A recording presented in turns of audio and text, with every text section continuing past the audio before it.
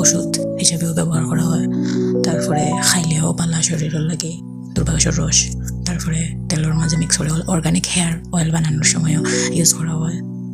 দুর্বাঘাসের উপকারিতা অনেক বেশি, অনেক অনেক বেশি। কালো কেশি কেশরাজ পাতা আগে থেকে আমার স্টক আসলো, তো এগুলারে আমি একটু শুকাই গেছিল, তো আমি এগুলোদের ব্লেন্ড করে রেখে দিয়েছিলাম। গুঁড়াগুলা মিক্স করলাম।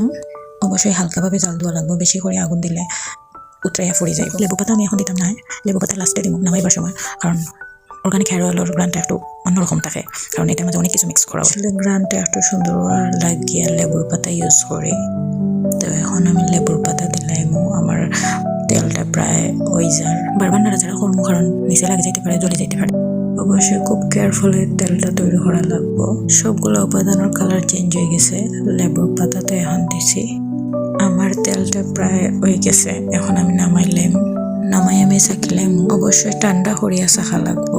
উপাদানগুলোর মাঝে অনেক তেল আছে জমা, তো ওগুলো আমি চিফিয়া তেলগুলা নিজে লাগবে। অর্গানিক হেয়ার অয়েলে চুল লম্বা হয়ে সুন্দর, চুল পড়া বন্ধ করে। অবশ্যই চুলও সপ্তাহে 2-3 বার তেল দেওয়া উচিত। যে কোনো কিছুর ক্ষেত্রে ভালো রাখতে হইলে যত্ন নেওয়া লাগে। চুল হইল নারী সৌন্দর্য। ঘরে তৈরি এই অর্গানিক হেয়ার অয়েলটা 6 মাস পর্যন্ত ভালো থাকে। চুলও তেল দেওয়ার সময় যদি হালকা মাসাজ করা হয়, স্কাল্পও আবার হালকা কুসুম গরম করা হয় তেল, তারপরে মাথা দেওয়া হয়, তাইলে অনেক উপকারিতা পাওয়া যায়।